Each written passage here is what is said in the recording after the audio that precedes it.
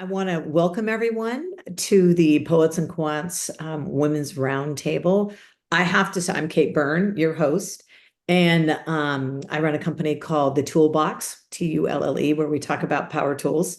And it's all about women's leadership and prepping them to be aware, ready, and set up for all stages of life.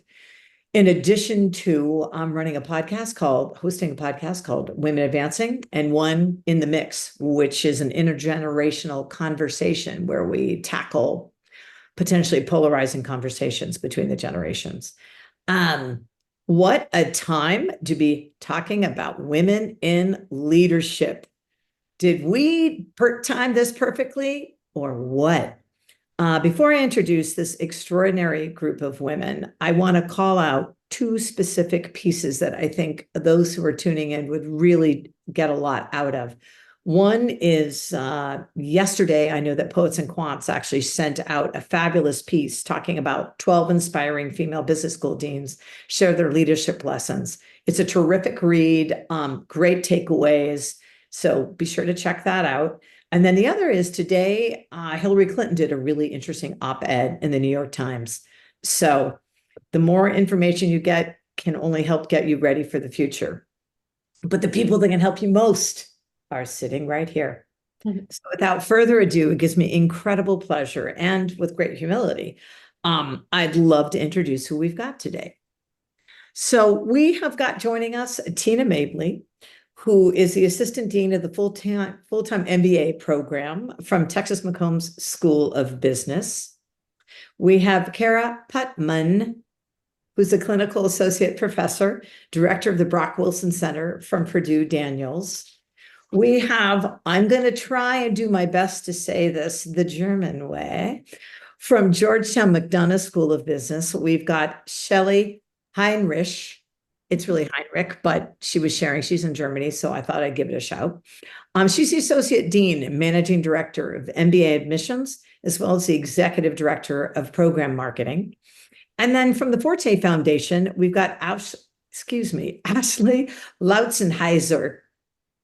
Thank you. Director from the Pre-MBA program. All of these women can speak to all facets of the MBA process. However, I've specifically asked that Kara and Ashley speak a little bit more to sort of pre-undergrad business opportunities and getting people ready to come into the whole process, and then what happens after. So without further ado, ladies, let's start from the very beginning, as the song says. There's been a lot of shifts and twists and turns about the role of diversity and inclusion in admissions. And there have been some changes there. Shelley, I'd love to hear from you a little bit about, what strategies is Georgetown using to attract and admit more women into your MBA program?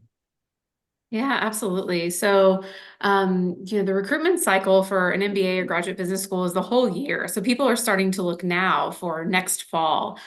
And we offer a lot of different events for different populations, but for women and those of diverse populations, we have many different things to choose from. So, and like many business schools, we have our diversity weekend. So in October, we'll kick off with a diversity weekend, focusing on women, but also on underrepresented students or those from LGBT backgrounds. But then we have a separate weekend just for women that's hosted by a Georgetown Women in Business group. They have their annual women's conference, but we invite prospective students to it as well. That typically happens later in the fall. And then as we get into the spring, where people have really kind of chosen the schools that they're applying to, they've narrowed it down 5 or 6 schools, but they really then want to get to know the schools individually. We offer kind of more intimate chats. So we launched a series of women in business coffee chats, which was kind of just that, coffee chats. We also did some lunches and some happy hours, where we could just get to know the community, like where women could ask questions one-on-one to other either alumni or admissions advisors to get to know the real culture of the school. On a big, broader strategic level, we've recently launched an organization called Empower Her, which is really designed to connect MBA alum from McDonough with both current women as well as prospective women in mentoring, networking, industry access, faculty engagement. So just, kind of a huge new initiative. But then we also partner with great organizations like the Forte Foundation here, through their Forte fairs throughout the fall and other events that they do. So, I see this as we're all in this together in graduate management education to build the top of the funnel with women, and we all do it together and with our partners as well. So it's a little bit just a quick snapshot of what, types of events, types of ways that we recruit women. Yeah. Tina, how about you? Very similar. In fact, our schedule is even similar in the fall. Our graduate women in business chapter of our women here is a phenomenal group. We see so much student leadership in our women population. And one of the things, you'll hear similar things from a lot of our MBA programs. And one of the things that I've seen in our MBA programs since I was in school a while back is really the inclusion of men as allies in support of our women leaders. And I've seen that progression. I've been here for a while for, men who are sort of curious, interested, and want to be supportive, to now really full-fledged allies who work with our women leaders and really help elevate the conversation for everybody, and are really a part of the organization in service of fostering women leadership. And that's been a really nice thing to see. And the Forte Foundation has been super supportive in that, and creating a curriculum for our male allies. And so it's nice to see that across the board. Yeah. And I would think that it's, all the stats are in, right? About, how important it is to have female leaders in a business leadership team, just in terms of financial returns. I think there's a 10% greater return on equity when you have a really strong female team. And I know that those who have female leaders usually are about 15% more profitable. So with that in mind, Ashley, since, excuse me, yeah, have come up a couple of times now with Forte. Are there ways that women can, prepare themselves from or get access to, opportunities for scholarships, so that at least financials don't become a difficult obstacle to overcome for them to get in? Yeah, thanks to Shelley and Tina for plugging Forte. Appreciate that. Happy to chime in on that, and also expand a little on that as well. So obviously, the financial piece of an MBA is huge for every candidate, but oftentimes as we're talking to women, they realize they're planning and they're thinking, I'm not making dollar for dollar as men do in the marketplace. I may also want to be planning for family in the future, which might mean taking time off of full-time work. So the financial piece for women can be more complicated than it can be for their male counterparts. So scholarship can be a really important piece. All of our partner programs offer Forte fellowships, which are scholarships, merit scholarships, designed to support candidates who support the mission of Forte. So for those candidates that identify with our mission of more women leading, there are scholarship opportunities that are available from our partner schools. And our partner schools do select and fund those fellows. So they're making those decisions. Tina and Shelley, their teams are making those decisions about candidates who support the mission. And a lot of women come to us for our pre-MBA programming because they don't necessarily feel as prepared in the process. A big piece for the MBA also for women is oftentimes a lack of role models or support from those at work. So they often come to Forte for support through that. So we have a prep program called MBA Launch that we help women really build their best applications to business school.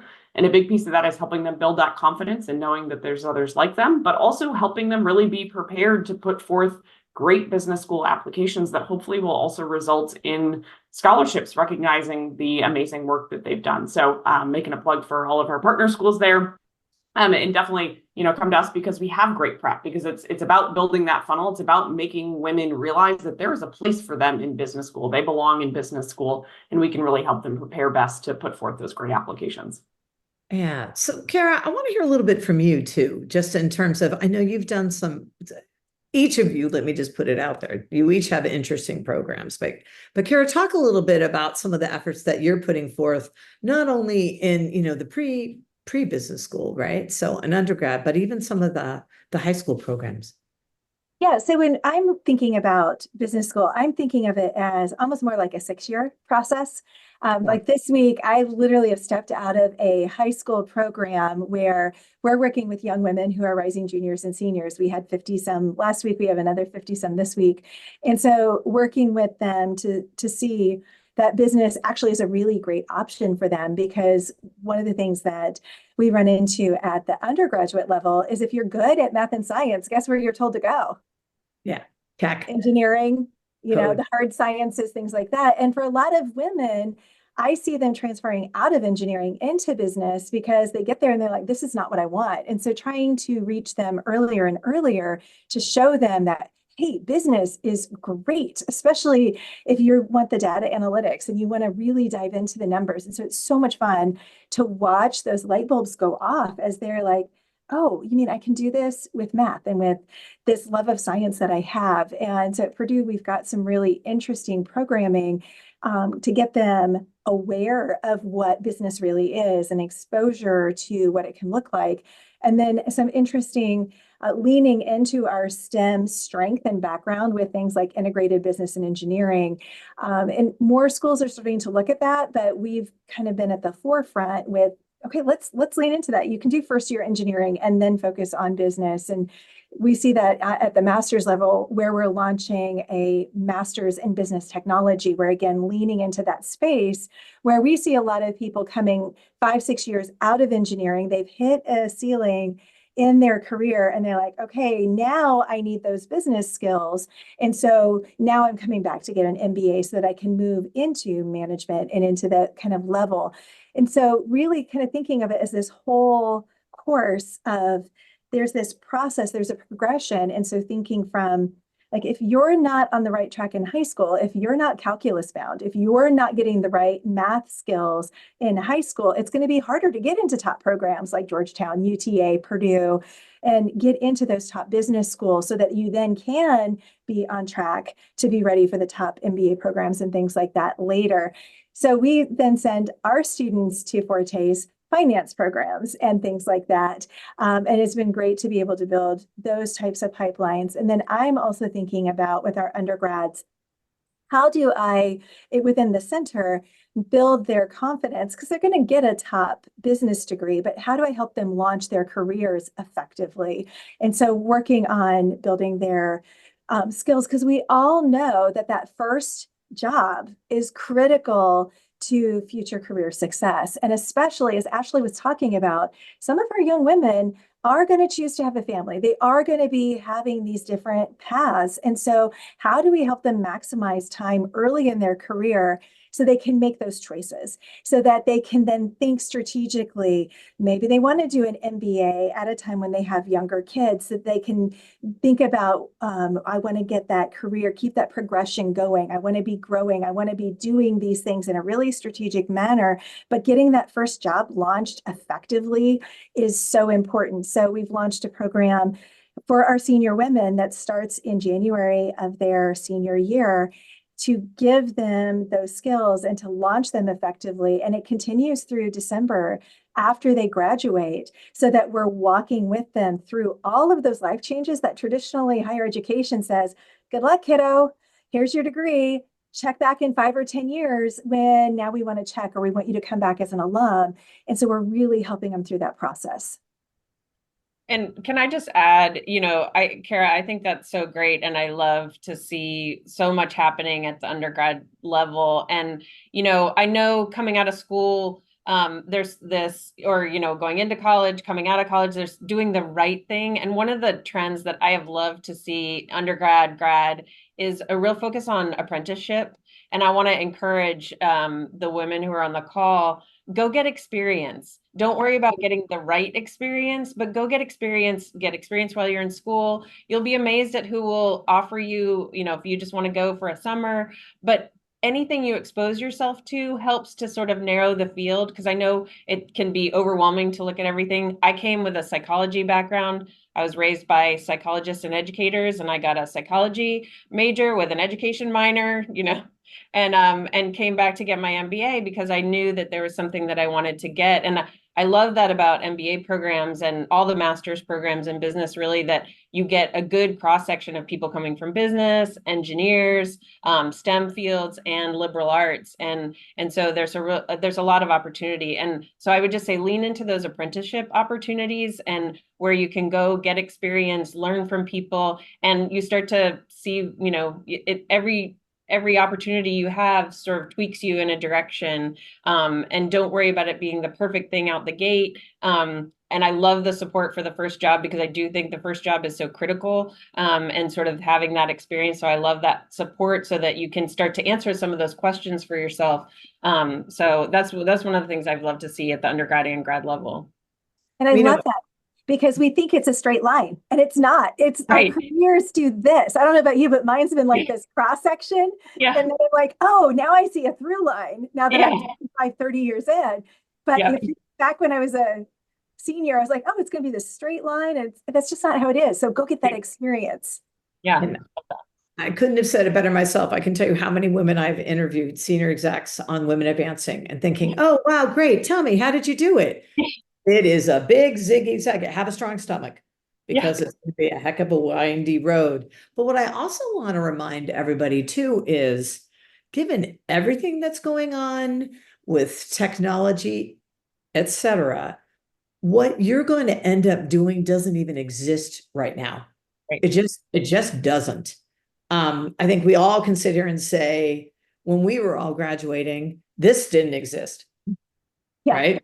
This sure as heck. The important thing is to love learning. Yes. Absolutely. Ever curious, ever curious. So true. So speaking of that, Ms. Mabley, how do we support folks once you're on campus? So you're there. This is where the I in DEI comes in, making sure they feel included. Not just the first day, not just the first month, not just after orientation, but it's a windy, sad, dreary, gray, cold sky day. And parents are worried, who are my little ones having lunch with? And so what are we doing? How do you support them? Well, I put this background on purpose just to see, in our business schools, and I speak for a lot of our business schools, that coming to campus, and there are professional programs that you can do online and things like that, but I'll speak from the full-time sort of in-person perspective, because there are important things that happen in person, and you'll see for a lot of programs, there will be, you can do intensives and get intense experience together, but really getting to know the other people in the community. And so you have a lot of people supporting you.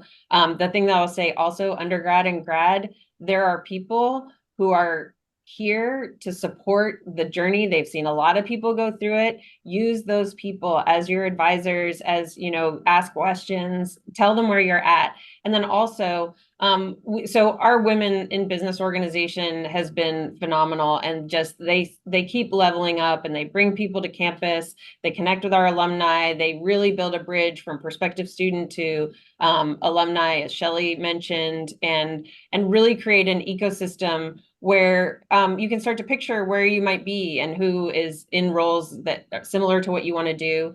The other thing that we see that is, and I'm going to make some generalizations, but we see early career imposter syndrome for women, just feeling like, I think it's like 2.5, or women are more likely to feel uncomfortable negotiating or applying for jobs that they don't have all the criteria, whereas, men in large part will just apply for the job and then figure it out later. And so we have some programs in place that help with that early career women. We have a Women Who Mean Business program for early career leaders that they can come together and really think about, with another group of women, what challenges they're facing. They've been tapped as high potential leaders. And so we see a lot of that. And those are the people that we want to support, because you just want to kind of break through that clutter and have the support. We always tell people, and I'll say this to the folks listening, if you ever question what your skills, your value, your high points are, find a good friend and ask them to remind you, and ask them to be your hype person, and remind you all the amazing things that you're good at, because we are sometimes not good at saying those things for ourselves. And so getting that reflection from a true friend, you'll be amazed at how good you sound. So I encourage you to do that. Other resources, we do round tables where people bring conversation topics together. And our alumni have a women in business group that they come together also. So just lots of opportunities to bring people together and think about ways to advance beyond where they are. We also do salary negotiation workshops for all of our students, but especially relevant because we see that's where there's lots of studies that show women who don't negotiate their salary at the beginning. I had somebody in my office today who said, we have employers who say there's always a number on the table different from what's being offered. And sometimes people won't even ask. And so, but it's hard to ask. And so we have a class or a workshop on salary negotiation, how you have your information, how you present yourself. And, especially in a tough job market, nobody wants to look like they're being greedy. And so how do you have your data and your information that supports what you're asking for, not being unrealistic, not asking just to ask, but having an informed ask. And so that's one of the things we do for our women on campus. Which is really important because that salary literally is, you go from there. And the lower you go, the more incremental. It's so important to do that.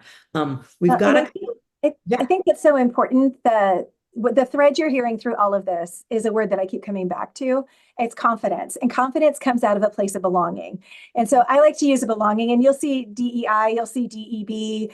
I like belonging because I think it feels, especially for undergrads, they can latch onto that. And so we're trying to create a community. We're trying to create a place where in a school, in a university that leans so STEM, where women often, depending on the major, they may be one woman in a class of a lot of guys. And so I want to create spaces where they can just exhale. And I've got on my whiteboard right here, it says belonging means we don't have to try to fit in. We can just be ourselves. So it's a place where you can exhale. And when you have that place, then you can be more confident when you go other spaces. And so whether you call it inclusion, whether you call it belonging, whatever, what we're trying to do for women, and what I'm hearing from all of us, is we're trying to create confidence so that we don't have to feel like imposters because we know the value we bring. And whether we're early career, whether we're still in college, whether we're out in our careers and everyone else is like, what? You feel imposter syndrome? Yes, there are times I feel imposter syndrome. And so just being those vulnerable leaders who can say that then our students go, okay, well, if you feel that, then I'm not crazy when I feel that.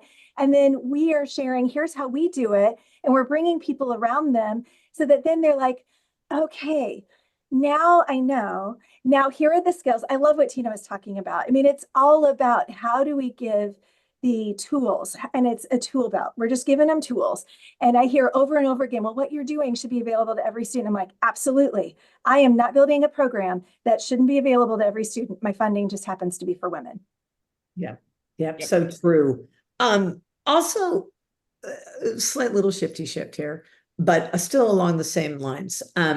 Place matters. I mean, I think place is another thing that offers tremendous opportunity. You could be local, it could be global, it could be on the coast, etc. But Shelley, I'd love you to talk. I keep thinking about Georgetown in DC, the mentorships, the global, and right now, a fascinating time. Like, what are some of the mentorships and sponsorship programs such that you've got that are sort of integrating place and all that brings to the table, and globally too. I mean, you're joining us from Germany, so. Yes, temporarily, but yes. It's interesting. I don't remember the exact statistic, but DC in and of itself as a city has more women with master's degrees than I think, or one of the top percentage of women master's degrees in the US. It's a very highly educated city. It's a transient city. No one's really from DC. People come in and out. But also with that, students have access to women leaders from all sectors, right? From for-profit, we have, Amazon, Nestle, Capital One, and then you have NGOs, and then you have 175 embassies, and there are women speakers in and out of DC all the time. And so DC becomes really a learning laboratory for all of our students. But in particular, with women that are here, there's a great cohort of very highly educated women. It's funny, when I relocated the first time to DC, and goodness, it's been, I don't even know, 14 or 15 years. I think the biggest change that I saw was that when you're, out kind of networking or happy hour or lunches, the conversation is all professional. It's what's happening in the world, what's happening in this country. So it's a very enriching experience in terms of partnership sponsorships. Our students, for example, that are interested, let's say in nonprofit or social impact, they can do pro bono consulting for a number of the nonprofits in DC to practice their consulting skills. We very much focus on global at Georgetown. So all of our students will consult for an international client. And I think what's exciting about that is you can do it outside of your subject matter of expertise. And for women, there's often this imposter syndrome. And so to get a chance to consult for a large company in an area that you're not an expert in helps to build confidence that, yeah, I can do this. I think someone talked about confidence recently. And when I did my MBA at Georgetown, I think, it was learning that new language, a whole new language, and then the confidence to speak up in areas that you don't have experience in. I remember sitting in a finance class and the first couple of weeks thinking, well, I can't speak up because there's all these people from Wall Street all here. But by the end of the class, after time, you speak up, maybe the professor agrees with you. So you gain this kind of confidence. And being in such a diverse environment in DC, you just get exposed to a lot, of diversity.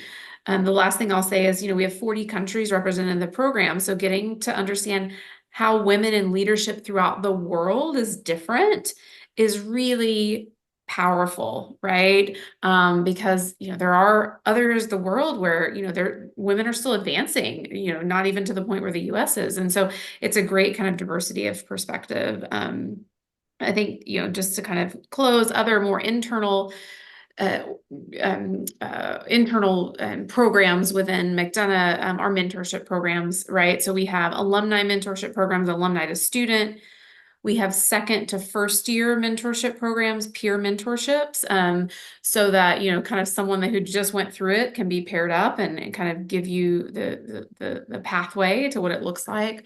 And then we have we launched what's called Career Connections, which is an alumni program that's not a mentorship program. So we have an alumni mentorship program. We have a career connections program where the idea is literally that alum will connect you. That's what they do. Like, here's 5 connections. You go connect with them. Hopefully they'll give you 5 connections. Hopefully, so it becomes kind of a spider web out to build the network.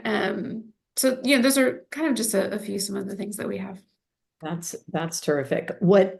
Another thing that I would love everyone who's tuning in to be aware of too is just, I think it's important to realize what your presence in the classroom brings, and that while you may feel that you either don't belong or what am I doing here, or there's imposter syndrome, oh my gosh, thanks to you, you're really enriching and enhancing the entire experience for everyone around you. And so, Ashley, I wanted to ask if you had some interesting stats to talk a little bit, or could share a little bit about, some of the benefits of gender diversity in business school in general.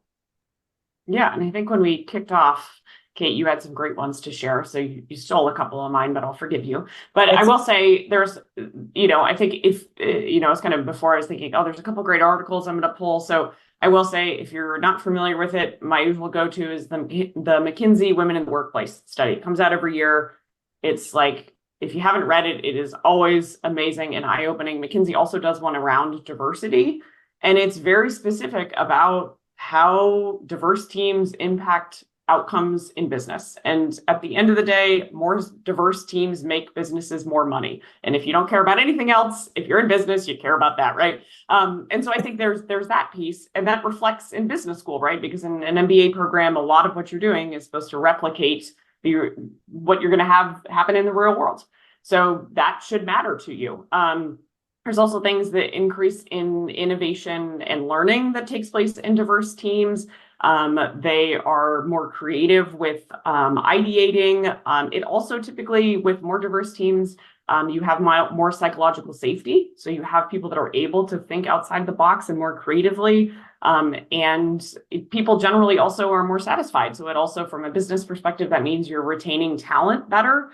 And also typically you're finding solutions faster. So that's the other thing, is that you're able to ideate quicker. And so if you're thinking about that business school being kind of a microcosm of what you see in the real world, having more representation from gender, from race and ethnicity, from cultural backgrounds, all of that is really important to a business school classroom. And I think business schools do work very hard to bring in very diverse classes every year. Shelley mentioned, the geographic diversity that they're able to bring in. Our partner schools do work very hard to bring in gender diversity, and we've seen a big change in that. So Forte, we were founded 21 years ago. Last year was our 20th birthday, but 20 years ago, business schools were about 25 to 30% women. Today, among our partner schools, typically that average is about 42%. So we've made huge gains on that representation piece.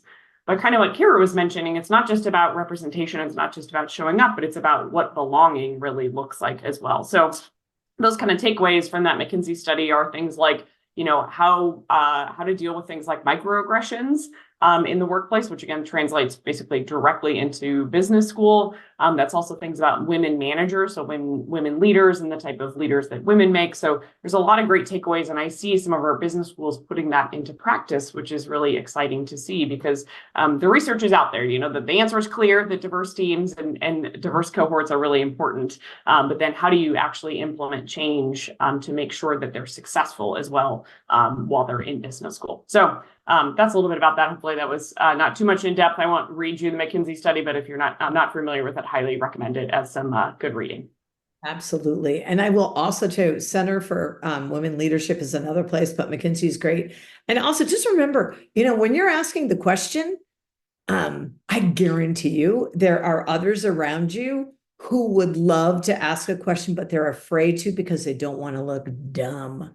So you, by asking these questions, it not only it encourages and develops your own leadership, but it also sets you up for additional leadership and courage and bravery in asking questions. So I want to take 2 seconds now, because Erin Nazetta has been extraordinarily patient listening in today. And so I wanted to share her question. Thank you for your insights. I'm an EMBA graduate who works in the financial services industry. I am a member of a Women in Investment Organization nonprofit organization. What are some of the most impactful programs or efforts you have seen that help women get into the financial services industry? What would your advice be to someone like me who wants to help more? Ooh, can I answer? All and yes. Take it away. I saw that question. I was hoping we were going to answer it. I'm going to plug 2 programs that Forte does. One is an undergraduate fast track to finance conference, and the other is a pre-MBA program that's a financial services fast track. And both programs are designed to help more women get into financial services. So if you're interested in learning more about that, send me an email, Erin. I'm Ashley at fortefoundation.org. Happy to point you in the right direction, because absolutely is something we're keen on, and we do work directly with corporate partners that are looking to have more women in financial services. So we do 2 specific programs on that. Happy to chat more. Perfect. Anybody else want to jump in? I love those resources. And I will add that one thing I love about this generation that we're seeing in business school and that is coming from undergrad is the comfort with asking questions. I think, back when I was in school, it was like, you were supposed to know everything. And so it was hard to ask questions, or you didn't want to look like you didn't know. And I see this generation being much more comfortable, which is the best thing. And things like Forte that create environments where women specifically, but people in general, can ask questions and kind of uncloak some things that have been historically more cloaked. and really get a behind the scenes look, because some of it is just exposure. And that's why I say I love apprenticeships and those kinds of things, because anywhere that you can expose yourself to someone who's doing those things, you just get to ask those questions. What's a day like? What's the experience like? And so I love that Erin wants to give back to that. And since I'm talking, I will answer her second question if I can. I was going to bring it up because, yes, go. Yeah. But just to finding and approaching men to serve as advocates, I think really just knowing what your goals are and finding somebody who you think will share in those goals. It's usually helpful if it's someone who's not a direct supervisor, but can be. But sharing what your goals are in a way that's sort of like, these are the things that I'm working on, and opening yourself to feedback so that they know that there's comfort with that feedback, and you're opening the door to that. And then being very clear about sort of what you're looking for and how you're hoping to grow. And maybe doing your own analysis before that of things that make sense for you. These are strengths of mine, these are challenges of mine, this is where I'm looking to focus my time, so that you help them focus their feedback too. So, you don't get random feedback that you weren't looking for. But that's my piece. I'm sure some other people, since I just went blurry, I should probably stop talking. So Yeah, oh, go ahead. I was just going to say, a book that we use with our students is Thanks for the Feedback. It's one that we actually give to our graduating seniors, because being able to accept feedback is so important if you want to be able to continue to receive it. There's a way to get it and a way to filter out bad feedback, because we've all received feedback that just doesn't actually relate. So knowing when to accept it and when to let it just kind of roll off your back and be like, thank you, and then let it go. But also just being in a position where you're asking for it and just letting people know, hey, I'm looking for this, and being willing to say, I want to grow. I mean, I'm literally doing that this summer, where I'm like, hey, I'm looking to grow. I'm one of those high achiever types. And so I just have to periodically let people know, yeah, I'm doing really great, but I'm looking to grow in these ways. Otherwise, they don't know. And so you just have to ask for it, and really, look around at the people who you admire, and kind of work your way up to it. And on your prior question, guys will reach out to people and say, hey, you may not know me, but we went to the same school. And they will get informational interviews. Do the same thing. It's the same thing as job interviews and job applications, where all the research says women think they need to have 100% of the qualifications. We think we have to have someone else open the door for us. We don't. Use LinkedIn, use your network. And it can be as simple as, hey, we both graduated from Georgetown. We both graduated from UTA. We both graduated from Purdue. Utilize those alumni networks. And then the other key is make yourself available. You're asking for the favor, so you become available when they're available versus asking them to wrap around your schedule. And I think you'll be amazed at how many people will be willing to meet with you for 15 minutes for an informational interview. You just have to ask. Exactly. And I know, Chili, you wanted to say something. I think we've summed it up. I think, yeah, we have some good answers here. Yeah. And I was going to just say, people love to talk about themselves, especially if they're male leaders. So let them. We always say, I'd love to hear about your experience and insights. Perfect question. Great opener. It's like, well, where do I begin? Yes. So let's talk a little bit about career outcomes then, right? And what are those, how do women MBA graduates compare to their male counterparts? Tina, you want to take a stab in starting this off? Yeah, I had some general thoughts, and this really made me do some deeper conversations with our career team. And we participate in a consortium of schools with data. So I was looking at aggregate data, and the news is good. If you look at Forbes data for the gender gap, the gender wage gap in the US, it's about 84%. Women are making 84% of what men are making. When you start to look at aggregate, our aggregate data from schools, and these are probably top 20, top 50 schools, MBA programs, it's about 97%, which is really nice to see. And that's looking at data over the last 5 years. And so that has been nice to see for our graduates. There's always always room to grow, but that's one of the things. And I think it helps with those conversations where you kind of know how to present your value, you know how to negotiate salary, and the kinds of jobs that are coming forward. What we'd like to do is see that, you know, across the board for women. But those are it was nice to see that those numbers had shifted since I saw friends graduating. That's terrific. Shelley, what about you? Yeah, I'll jump in here. It's interesting, you know, I think we do a separate employment report just for women so that women can kind of see where the other women are going and doing. And what I think is interesting is the industry breakdown. So, you know, for this last year, we had 39% go into consulting, which, you know, consulting is always a large percentage of the pie, but only 17% going to financial services, which is different than if you look at our men, right? Consulting and finance, in particular, finance is always rivaling in the high 30s. And so, you know, women are not gravitating towards financial services as much as men. There's obviously pay benefits of going to financial services. And then even technology, 18% of women went into technology. It's a little higher for men, but on par. So where are the women going? You know, they're going in higher percentages to, you know, social impact nonprofit, healthcare, government, consumer goods and retail. And an interesting program that we launched 2 years ago as a Master of Science in Environment and Sustainability Management. So we've only had 2 classes go through the program, and we didn't market differently when we launched the program. So I was part of the launch committee. I managed the marketing firm that launched it. We kind of did everything similar to the other programs that we launched. And the first class had 80% women. And we were like, oh my goodness, wow. So we thought, okay, is this like a 1-year blip? Is this what's going on here? So our second class that's in right now, the second class, also 80% women. Wow. And again, didn't do anything different. We weren't doing different imagery. We weren't having different panelists, same. And so it leads me to believe that there are certain topics that women are more interested in, certain topics that they're not interested in. And so if there are aspects of your program that focus on, you know, sustainability, environment, nonprofit, government, are you elevating those enough in your marketing materials on your website to show women that that's a pathway?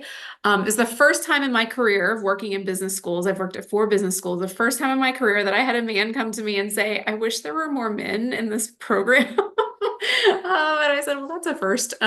So, you know, but it's interesting. And so there are women out there who want graduate management education, but it's making sure that we're providing the right kind of substance or programmatic elements that attract them. So, yeah. I'm curious about with your because each of you has different, you know, entrepreneurial programs and such. Have you seen any kind of movement and increase of female founders by chance? Tina? Yeah, kind of. Yeah, a little bit. I would like to see more. I think our women are generally more financially risk averse. And so some of the things that we have tried to do is find financial support for women. So we have great summer programs that support students who are looking into a business idea. We have great like True Wealth Partners here in Austin, women venture companies that are really supporting women ideas.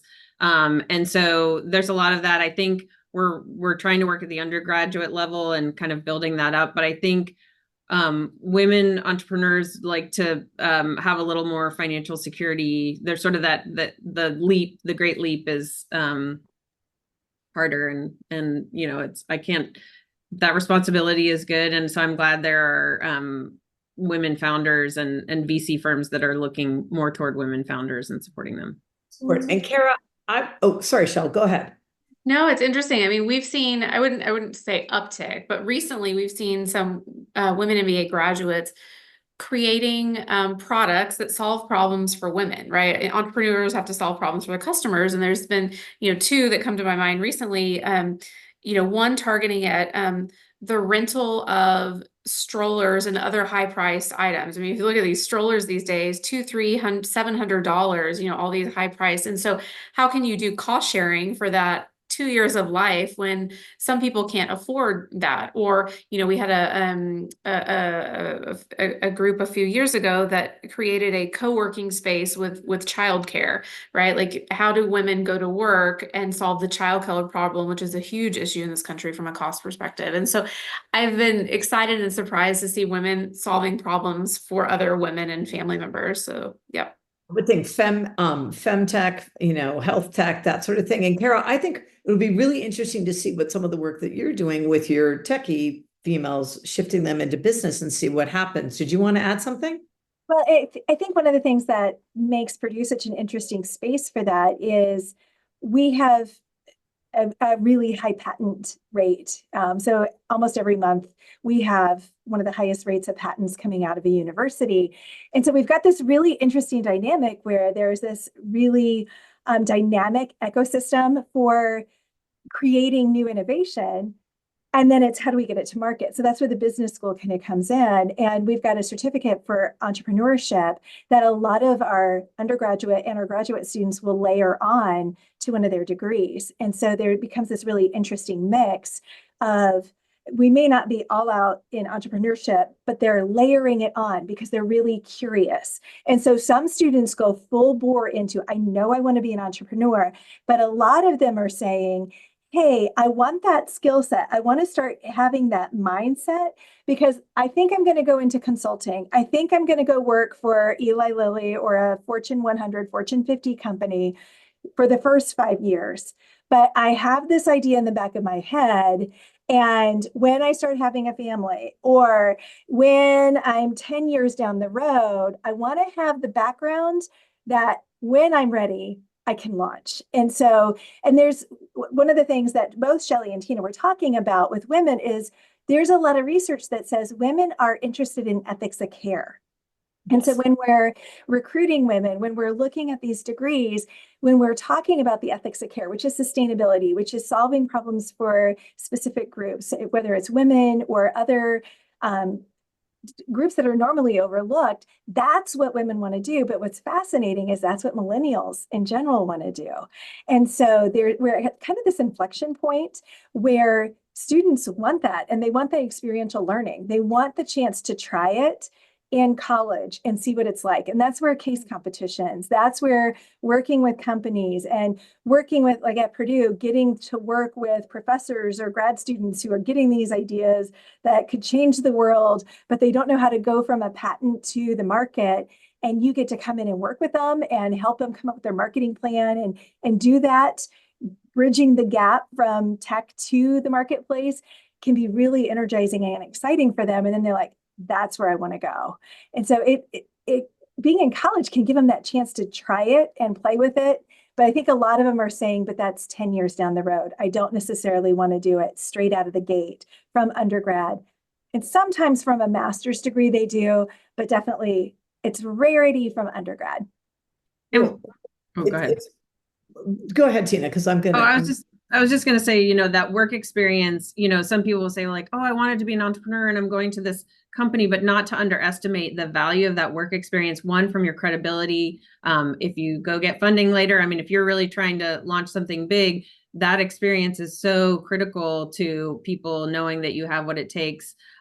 We have a Kendra Scott Women in Entrepreneurial Leadership program. And so Kendra Scott, I'm not wearing her It Girl earrings today, but she is a jewelry maker here in Austin, and I've seen her total rise. And we had some students who got to work on her latest valuation where she got valued at over $1 billion, which was incredible. And the first thing she did was she came to UT and started a women leadership. And the cool thing about it is that it's at the intersection of the university. So there are so many different places. And I think this is what Kara is saying, that, that entrepreneurship gets layered onto. And so we are a major partner with the entrepreneurship minor, but the women are coming from all over campus. as part of this leadership. And she's created a program where they can innovate and create jewelry designs and all kinds of things that they bring into this very laboratory environment, which I think is a really cool way for, as Kara said, women to test that. And then not to underestimate the, you're not going away from entrepreneurship because you go into a company, but we look for people when we look at entrepreneurs in the admission process, and Shelley can speak to this too, we look for people who've started things. So have you been involved in a project that you've taken a leadership role in? Where have you advanced things, to have that stamina to build something? Because, it's exciting to build something and come up with a great idea, but you also have to show that you can kind of stay with the arc. So I think, learning those things along the way, you can get value no matter where you are in an entrepreneurial journey. Absolutely. And I'll say most of the high school girls this week and last week, they're wearing Kendra Scott, and we're having them, their penultimate project is a Shark Tank pitch. So, in 4.5 days, they're going from, I don't even have an idea, to doing a Shark Tank like pitch, because it's another way to introduce the idea to them. Because for women, it can be a great path. But again, don't undervalue any experience, because everything validates and credentials you. So all of this, and if you end up, regardless, if you do entrepreneurial, if you do your job, if you business school, what advice do you have for applicants who are also sitting there saying, oh my gosh, can I do this? How do I balance personal, professional? Who am I? Someone's always going to be left out. And more often than not, it's actually you. So Ashley, I see you. I want to tap you and see kind of what your facts and figures back there see, and then have each of you actually address that, because each of you has actually experienced it firsthand.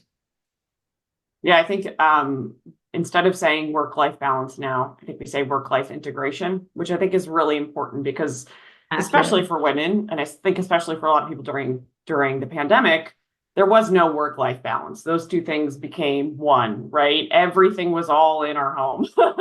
And if you had children or you had family obligations, aging parents, whatever it might be, like, there was no balance to be had, right? It is really about how do you integrate all these facets of your life. And especially for when you're in school, whether that be undergrad or an MBA, there is not this line where you step out of the classroom and now you're a different person. You really want to integrate all of these pieces into one cohesive experience that you're having, so that you're not shortchanging kind of any aspect of yourself. And I think, Kate, what you were alluding to is really important, is you do have to have priorities, and you have to set priorities, and yourself should definitely be one of them. This is the idea of, I always say, put your own oxygen mask on first.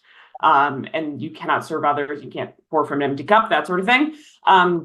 I think especially this is really true for women in MBA programs, because oftentimes they might be thinking about whether they have a partner or a spouse, or they have, again, family obligations, they may have children.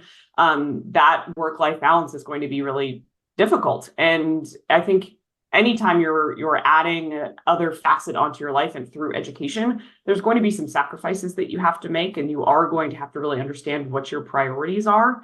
And so when we're working with women, especially in our launch program, as they're getting ready to apply to programs, it's making sure that they know what their priorities are. And if a priority for them really is the academic piece or the career piece, like, what are the pieces of an MBA program that are most important for them, and how do they make sure that those priorities stay intact? But I also want to say that women absolutely can do it all. We just had our summer conference in Chicago. It was a great time.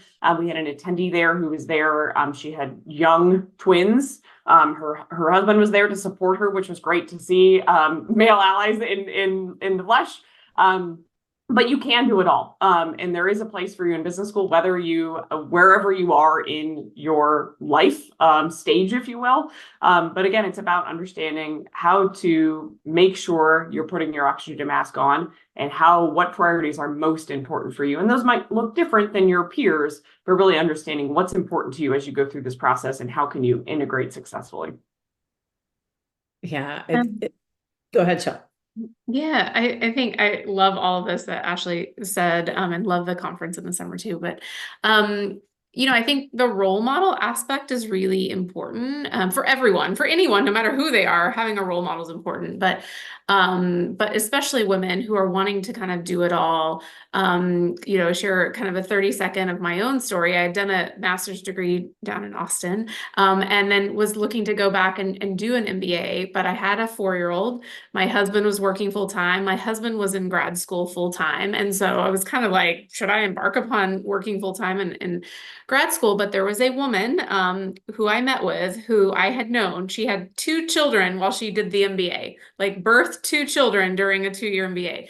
And I thought to myself, and I heard her story. I wanted to learn her story. How did she? And I thought, goodness, okay, if she can do it, then I can. And that was literally the pivotal decision moment. And so I think it is important, if you are going through that, to find someone that says, okay, I will support you. This is how you can do it. You may not be able to do 110% every day in all aspect of your life, but you can be successful. And so I'm so excited that we have, podcasts like this and organizations like Forte and other, different avenues where people can say, yep, I can do this. I can achieve my goals and I don't have to put it to the side. And so, yep, share that. Well, and when I did both of my grad degrees, the law degree at George Mason and my MBA at Daniels, I was working full time and went to law school at night. And then the MBA, I did it in the weekend program. Law school, I got bored my 4th year. So I had our oldest, my 4th year of law school, while working full time. One would. Yeah. And then with the MBA, I was already teaching at Daniels. I was writing books. I had 4 kids. I was homeschooling. You can do it. My husband was a fundraiser. He still is a fundraiser. If you just have to know your why. You have to know why you've decided that this is the degree, why you're doing it, what you're working towards, and you have to know what you're giving up. So like, I don't watch TV, y'all. I don't watch TV. I'm watching the Simone Biles thing on Netflix because we're a gymnastics family. So I am watching that. But other than that, I don't watch TV. So you are going to have to give something up, but know why you're doing it. And for me, it was a value for my kids to watch their mom get a advanced degree, and to see that process, because higher education is a value in our family. And it also has made me a better professor. It's made me a much stronger professor because an MBA is a journalist degree. I grew up in an entrepreneurial family, but being able to talk the language of all these different things, I still don't get finance, and that's okay. But I now know ROI and net present value and all that. I know enough. But getting that degree, I can now walk into any classroom and I can be like, okay. And when I do all of our recruiting events, I can be like, hey, if I can do it, you can do it. And I know you can do it. And here's why.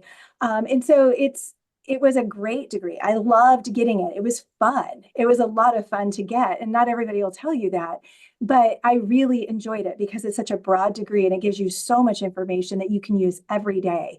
And so the MBA is one I would do again in a heartbeat. Tina. That was a nice segue.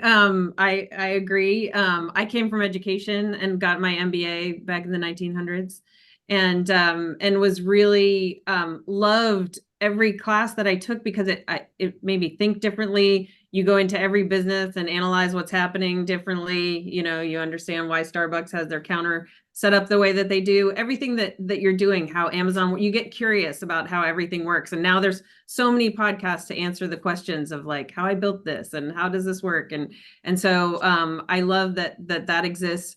For me, I'm the sandwich generation. So I'm between aging parents and I have teens right now. And so you just make different choices at different times in your life. And, my husband and I make decisions, who's stepping forward, who's stepping back, and he's done a lot to support me in my career, which I appreciate. I've traveled at times when I was footloose and fancy free, and I found jobs that had me traveling. So I used to do admissions and travel all over South America, Asia, Europe, etc. And then when I had small kids, I found other people who loved travel and they did a lot of that. And so I think you just find, as other people have said, different priorities at different times in your life and the ways to satisfy the things that are meaningful to you. And I know that every one of us has, I'm going to speak for everyone, but you can confirm or deny, a text hype girl group that you go to on a daily basis. And mine started on an election night. I'll just say that. I have a group of college friends, and we're just there for each other for all the things. And sometimes it's just like, a text, and sometimes you get a page long, like, this is my crazy day.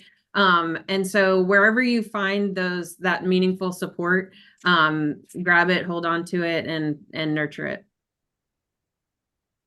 All so true. So we've got another question from Brandy Martinez, and she's curious about, are there any podcasts that you would recommend for women in the workplace and business? Since I'm unmuted, I'm going to share mine, which I actually wanted to share earlier. And I haven't listened to it in a year or so, so I believe it's still there, but Kim Scott's Radical Candor. She has a category, she has a 2x2 matrix, as all good consultants do. But there's a quadrant for ruinous empathy. It's dealing directly, it's having direct conversations, and caring. And so that's her 2x2. And if you care a lot, but you don't have direct conversations, that's ruinous empathy, which was something that I found, being a very caring person, and will sort of generalize that women can sort of be in that area. And they're very short, bite-sized, topic-driven podcasts. And she works with an organizational behavior person who I don't remember his name on the podcast. And she has a book that she's written, but the podcast is super helpful. And I've given it to lots of young women leaders who are having to have difficult conversations. And it just cuts out, it just helps you be direct and care about people through direct and transparent conversation. And that's a great one. Without taking their stuff on. Yep. And I do lots of audiobooks. I don't tend to do podcasts, though. I loved Kim Scott's Radical Candor. You do that with Good to Great by Jim Collins, his Level 5 Leadership and Get the Right People on the Bus with Radical Candor. Those two together, oh my word. That's all you need for organizational, getting people in the right places, HR type stuff. But I have a huge list on LinkedIn because people kept asking for my list of leadership books that I recommend, and I have my grad students read. And so I just put it on my blog, and there's a link on my LinkedIn profile. So if you need help finding it, let me know. But I have too many books to list here that either I have my seniors read, or in different classes I teach, I make available to my grad students, and they've all loved them. So that's what I tend to do to redeem the time. I listen to a lot of audiobooks. Nice. Shelley? Ashley? I was going to jump in, Shelley. I'll be quick. There's always HBR's Women at Work, which is a great one. It's not specifically, the other one I was going to recommend, not specifically about women, is Adam Grant's Work Life podcast. He's great. He just had, I think, I haven't listened to it yet, but the Australian's first female prime minister, I think, was on yesterday. So I'm a big fan. He interviews a lot of wonderful, powerful women.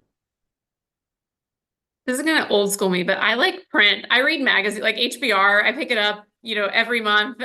So I haven't ventured into the podcast space, although I buy and purchase podcasts in my marketing professional world, but I'm a print person and a book person. So absolutely. Yep. You should see my office, Shelley. It is like all books all the time. I like to highlight and write notes. Yeah. Like I can't do I often the whole listen Kindle thing. And then I buy it so I can highlight it. Yep. Nice. All right. Well, we're coming up on time, but what I wanted to do, and we could go on and on and on. And I wish we could. And so who knows, perhaps this will be the first of maybe a series. We'll just see. But I wanted closing remarks from each of you. What would you tell knowing what you know now after you've just survived all of it, and where you are today, what advice would you give to your younger self as you were getting ready to gear up to really take on this chapter of applying for business school? Mm-hmm. I'll start. I think, life is finite, and the best investment you make is in yourself. And I think there's a lot of people who opt out of graduate management education because they think they're not the traditional student. I think if we all had $1 for every non-traditional student that introduced themselves to us, we would be, wouldn't be here right now. We wouldn't be here. So don't let your self-doubts not allow you to pursue something that you want to do. Find someone who can share their story, who can help you along the way, a mentor, but take one step in front of the other, and never look back. And you can do whatever you want, because there's so many people before you and all of us at our various schools who will help you along the journey. That's why we do what we do. And so just do it, and we'll be with you for the ride. Perfect. Who wants to go next? Kara? I would say don't compare your chapter 1 to somebody else's chapter 20. Enjoy the journey. And so as an author, I've written 40 novels. I would just say, keep your eyes on your page, do the next step. Like Shelley was saying, do the next step in front of you, but stop comparing. Everybody's journey is different. And I guarantee the one that you have is going to be beautiful when you get to your chapter 20. Yeah. Tina? Don't try to find perfect. Experience is far better than perfect. And so jump in, and get as many experiences and expose yourself to as many opportunities as you can, talk to as many people as you can, the informational interviews. Just, you may want to go save the world, and there's time for that. I mean, you should get after it pretty soon, yeah, explore and jump in, and then you'll find your path. I say that because all the graduation speeches say find your passion, and I think that's stressful for students sometimes. Like, I don't know what my passion is, so just go do stuff. Yeah, and you'll figure it out. Ashley? I'm gonna use my favorite quote, which is on a bookmark from my favorite independent bookstore here, which is develop enough courage so that you can stand up for yourself and then stand up for someone else. And the important thing is your voice really matters. You are such an important piece of the future of women. So not only about being courageous for yourself, but think about being courageous for all those that are going to be listening to you and everything that you do. So incredibly true. And yeah, I mean, you've got medicine to share with the world. So be generous.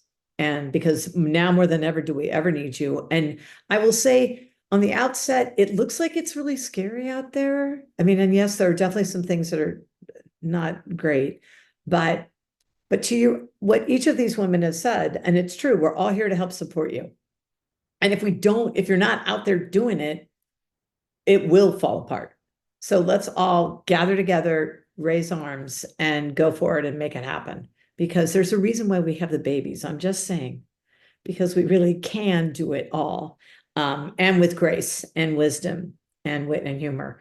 So with that, I just want to say, Tina Mabley, Kara Putman, Shelley Henrich, and Ashley Lautzenheiser, I just want to thank you all for all that you've shared with us.